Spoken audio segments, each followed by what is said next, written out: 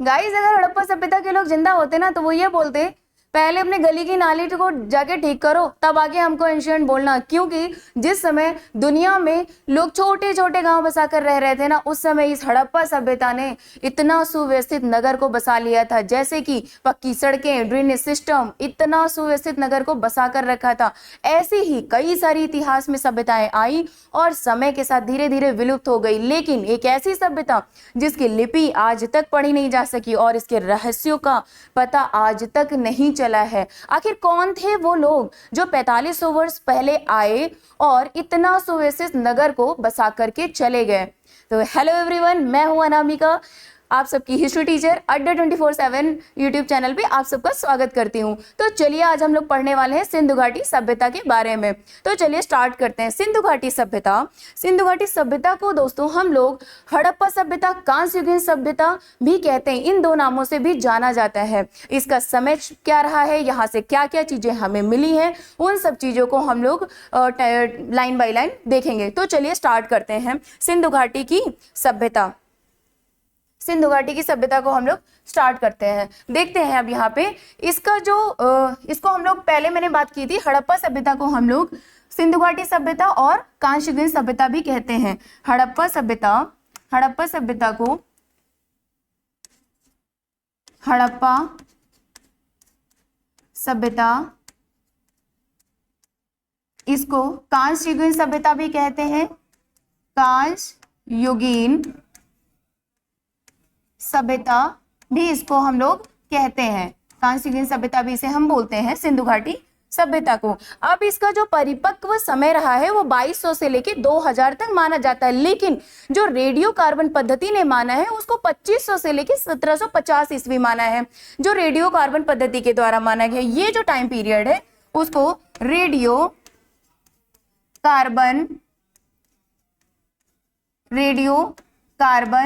पद्धति, इसने इसको 2500 से लेके 1750 ईसा पूर्व तक माना गया।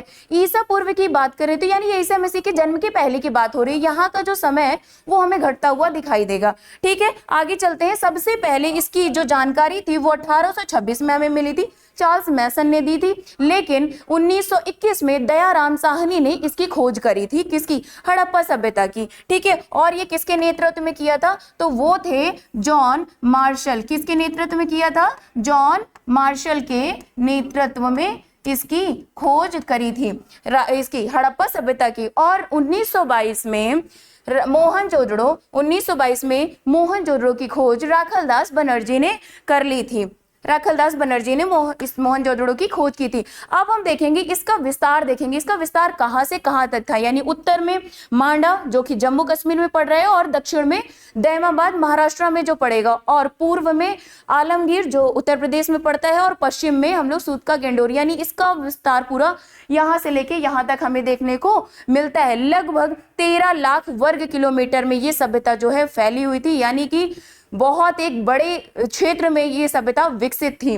तो आगे देखते हैं। इसमें इसकी जो ग्रिड प्रणाली थी, सड़कें जो है एक दूसरे को समकोण पर काटती थी। सड़कें जो वहां की थी एक दूसरे को समकोण पर काटती थी, यानी 90 डिग्री पे सड़कें यहाँ की काट रही थी। अब आप देख सकते हैं जो यहाँ की नालियां होती थी वो एक घर से दूसरे घर की तरफ क्या होती थी? जुड़ी हुई होती थी। मतलब निकास प्रणाली उनकी जो थी बहुत ही एक अच्छे तरीके से विकसित थी उस टाइम पे।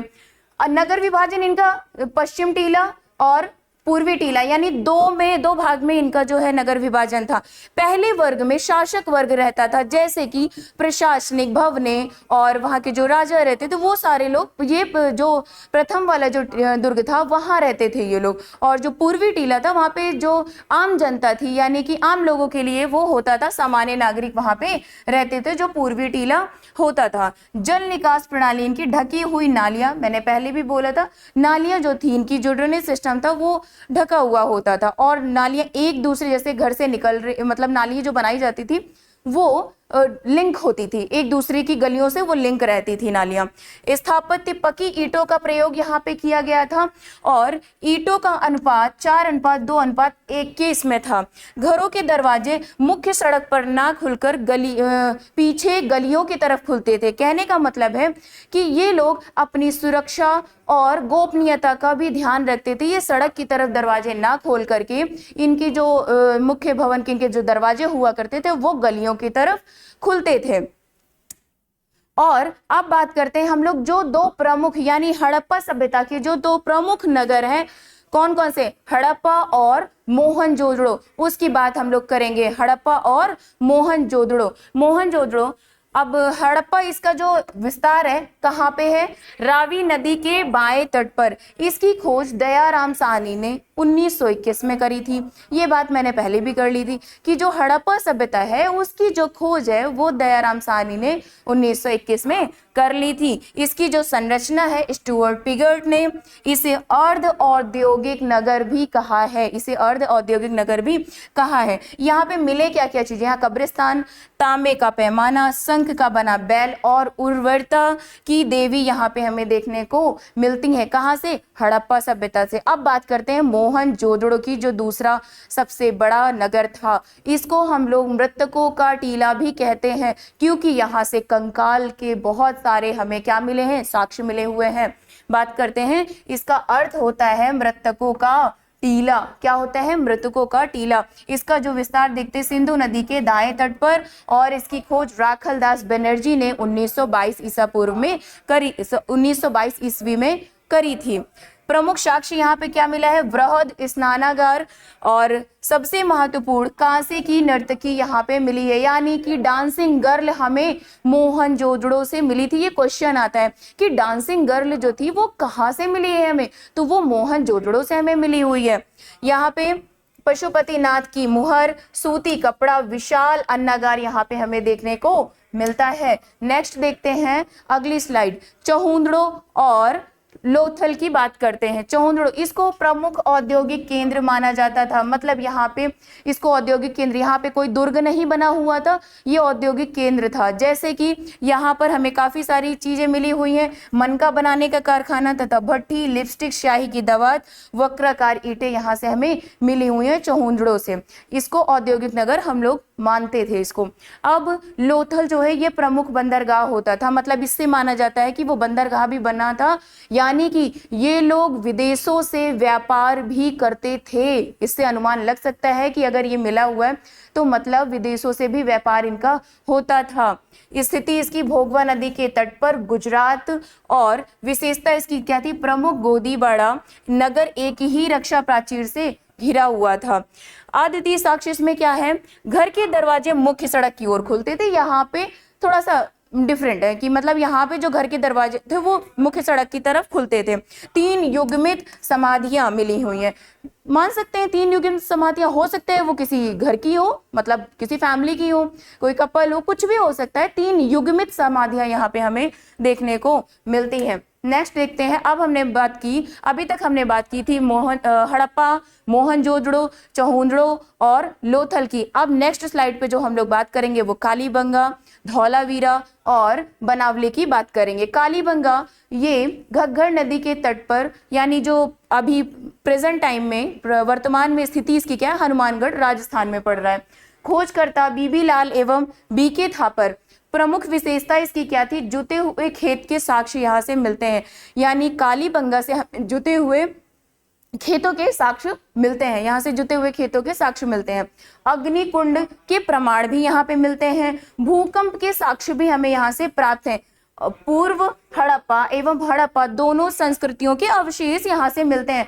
गाइज ये बहुत ज्यादा इंपॉर्टेंट है, आप इसको नोट डाउन कर लीजिए या फिर इसकी इस स्लाइड का आप स्क्रीनशॉट मार के लिख लीजिए, क्योंकि ये फैक्ट है पूरा, आपको ये याद करना ही पड़ेगा। ठीक है, अब बनावली पे चलते हैं। बनावली यानी वर्तमान में स्थिति इसकी क्या है, हरियाणा है। फतेहाबाद प्राचीन सरस्वती, यानी पहले जो था इसका वो सरस्वती नदी का क्षेत्र माना जाता था। खोजकर्ता RS बिष्ट। पूर्व हड़प्पा एवं हड़प्पा संस्कृति के अवशेष यहाँ से प्राप्त हुए हैं। यहाँ से जौ के प्रमाण मिले हैं। क्वेश्चन आ सकता है सबसे पहले सिंधु घाटी सभ्यता में जो जौ का प्रमाण या फिर कौन सी ऐसी फसल थी या फिर अनाज था जो हमें मिला था, तो वो था कौन सा, जौ था। या वो और मिला कहाँ से था, बनावली से मिला था हमें। अनेक मिट्टी के बर्तन, मनके एवं आभूषण यहाँ से प्राप्त हुए। कहाँ से, बनावली से। नगर योजना हड़प्पा परंपरा से प्रभावित थी। जो नगर योजना थी वो हड़प्पा परंपरा से प्रभावित थी। और धौलावीरा की बात करते हैं। इसको धौलावीरा जो साइट है इसको यूनेस्को की वर्ल्ड हेरिटेज साइट में भी 2021 में शामिल कर लिया गया था। बात करते हैं इसकी। स्थान इसका कक्ष है गुजरात में। खोजकर्ता आर.एस. बिष्ट सिंधु सभ्यता का अत्यंत महत्वपूर्ण नगर माना जाता है इसको। विशाल जलाशय यहाँ से मिला है। जल प्रबंधन प्रणाली के लिए प्रसिद्ध था ये। यहाँ से शाइन बोर्ड के अवशेष मिले हैं। नगर का विभाजन जो है वो 3 भागों में था। पहला दुर्ग, मध्य नगर एंड निचला नगर यहाँ से देखने को मिलता है। अभी मैंने पहले भी बात किया था कि ये यूनेस्को की वर्ल्ड हेरिटेज साइट में भी शामिल कर लिया गया। इसको कब किया गया था, तो 2021 में इसको किया गया था। अब देखते हैं जो इसके प्रमुख स्थल हैं किसके, हड़प्पा सभ्यता के, कौन कौन से हैं उसको देख लेते हैं। और उसकी प्राचीन स्थिति क्या है, कौन सी नदी के किनारे था और इसके खोजकर्ता कौन थे वो हमें देखना है। हड़प्पा रावी नदी के तट पर। इसकी खोज किसने की थी, दयाराम साहनी ने। कब की थी, 1921 में करी थी। कब, पाकिस्तान। और मोहनजोदड़ो सिंधु नदी, राखलदास बनर्जी 1922 में इसकी खोज करी थी। पाकिस्तान में है वर्तमान में स्थिति इसकी। चौहंदड़ो सिंधु, अर्नेस्ट मैके, पाकिस्तान। कालीबंगा जो है वो घग्गर नदी के किनारे, बीबी लाल एवं बीके थापर, राजस्थान। लोथल भोगवा नदी, एस.आर. राव है, आर.एस. नहीं है, sorry, SR. Rao, Gujarat. Ahmedabad Dholavira, JP Joshi, RS. Bisht. ये कहाँ पे है वर्तमान स्थिति इसकी, गुजरात। बनावली सरस्वती, आर.एस. बिष्ट, हरियाणा। फतेहाबाद। इसका आप स्क्रीनशॉट ले लीजिए, बहुत इंपॉर्टेंट है ये, यहाँ से क्वेश्चंस काफी बनते हैं, आप इसका स्क्रीनशॉट ले सकते हैं। नेक्स्ट देखते हैं हम लोग, उनकी सामाजिक और दैनिक जीवन उनका कैसा था, किसका, जो सिंधु घाटी सभ्यता के लोग थे उन लोगों का सामाजिक जीवन कैसा था, क्या करते थे वो लोग, कौन सा व्यापार करते थे, किस खेल के शौकीन थे और वो क्या क्या पहनते थे, उनकी शैली क्या थी, जीवन शैली उनकी पूरी क्या थी, उस बारे में आज हम लोग बात करेंगे। देखते हैं सामाजिक संरचना उनका जो था वो कैसा था, मातृसत्तात्मक हुआ करता था। यानी जो सिंधु घाटी की जो संरचनात्मक चीजें थी सामाजिक की वो मातृसत्तात्मक था। शासक वर्ग संभवतः वणिक व्यापारी वर्ग था। किसके अनुसार, व्हीलर, ये इतिहासकार है, इन्होंने इस कथन को कहा है। स्वभाव देखते हैं उनका कैसा, हथियारों का अत्यधिक अभाव देखने को मिलता है। मतलब माना जाता है कि हथियार नहीं बनते थे, इतने ज्यादा औजारों का उपयोग वो लोग नहीं करते थे। इससे पता चलता है कि शायद जो हड़प्पा सभ्यता के लोग थे, सिंधु घाटी सभ्यता के लोग थे, वो लोग युद्ध प्रिय नहीं थे, वो शांति प्रिय थे। मतलब वो युद्ध वगैरह नहीं करते थे, बहुत ही शांतिपूर्ण तरीके से जो उनका जीवन है वो चल रहा था, बहुत सही तरीके से। यहाँ का समाज युद्ध प्रिय कम बल्कि शांति प्रिय ज्यादा था। मनोरंजन, चौपड़ पासा खेलना मुख्य मनोरंजन था। चौपड़ और पासा खेलना उनका मुख्य मनोरंजन था। लेकिन शिकार करना भी एक प्रचलित गतिविधि थी। मतलब शिकार करना उनकी एक हॉबी थी, उन्हें पसंद होता था और उसको वो लोग करते थे। खान पान उनका कैसा था, वेशभूषा, शाकाहारी और मांसाहारी दोनों थे वो। मतलब माना जाता है कि जो हड़प्पा सभ्यता के लोग थे वो शाकाहारी और मांसाहारी बहुत ही ज्यादा थे। सूती और ऊनी वस्त्रों का प्रयोग करते थे। स्त्री पुरुष दोनों आभूषण पहनते थे। मतलब ऐसा नहीं है कि सिर्फ स्त्रियां ही आभूषण या श्रृंगार करती थी, पुरुष भी उस समय के आभूषण और श्रृंगार करते थे। ये सारी चीजें यहाँ से देखने को हमें मिल रही हैं। कहाँ से, सिंधु घाटी सभ्यता से। अब देखते हैं उनका आर्थिक चक्र क्या था, यानी कि वो अपना जो जीवन यापन है वो कैसे करते थे, क्या चीजें करते, उनकी गतिविधियां क्या थी, उसके बारे में देख लेते हैं एक बारी। वस्तु विनिमय प्रणाली, सिक्कों का अभाव, यहाँ पे सिक्कों का अभाव देखने को मिलता है। मेसोपोटामिया से वाह्य व्यापार, मेसोपोटामिया से यानी व्यापार करते थे ये लोग। और विकसित माप तौल की प्रणाली जो उनकी थी, वजन के बाट कैसे 16 की गुणक में होते थे, जैसे कि 16, 32, 64 ऐसे होते था। अब उनकी जो उन्नत कृषि व्यवस्था थी, उनकी उन्नत कृषि व्यवस्था व्यवस्था जो थी, मुख्य फसलें गेहूं, जौ और कपास। यानी कि क्वेश्चन भी कई बारी आया है कि जो सिंधु घाटी की सभ्यता थी, हड़प्पा सभ्यता थी, वहां से कौन कौन सी फसलें यानी अनाज वो कौन कौन सा उगाते थे, कौन से थे, तो वो गेहूं, जौ और कपासी ये मुख्य फसलें हुआ करती थी उस समय की। लकड़ी के हलों का प्रयोग किया जाता था। आप देखते हैं उनकी लिपि का स्वरूप था भाव चित्रात्मक। भाव चित्रात्मक कहने का मतलब है कि वो लोग, उनकी जो लिपि होती थी ना, जैसे कि वो एक बर्तन बना हुआ है पुराना, आप लोगों ने देखा होगा, कोई मन का मन, उस पे वो कुछ चित्र जो है लिख देते थे। जैसे कि इसको ये एक पॉटरी बना दिया उन्होंने, इसमें कुछ ऐसे कुछ लिखा हुआ है, तो वो डिजाइन एक आकृति बना देते थे, उससे मतलब वो समझा गया है। बाकी लिपि तो आज तक कभी पढ़ी नहीं जा सकी है। तो वो सिर्फ भाव, अपनी जो उनकी चीजें वो कहना जो चाह रहे थे उसको उन्होंने चित्रों के माध्यम से दिखाने की कोशिश करी है। उसको जो भी चीजें होती थी उसमें अपना भाव जो है वो दिखा देते थे चित्र के माध्यम से। लगभग 64 मूल चिन्ह यहाँ पे सर्वाधिक मिले हैं। ये सेल खड़ी की मोहरों पर प्राप्त हुए हैं। स्थिति इनकी सबसे पुराना नमूना 1853 में मिला है। रहस्यमय रूप से यह लिपि आज तक पढ़ी नहीं जा सकी, मतलब समझ ही नहीं आया इतिहासकारों को कि क्या था। बस अंदाजा लगाया किससे, जो उनकी पेंटिंग्स हैं या उस पे जो कोई चित्र लिखा हुआ है, कहने की कोशिश कर रहे हैं, वहां से पता लगाया गया है कि क्या हो सकता है। आप देखते हैं पतन के इसके कारण, पतन का कोई एक मतलब प्रमाण नहीं है कि यही है जिसकी वजह से सिंधु घाटी सभ्यता का पतन हो गया।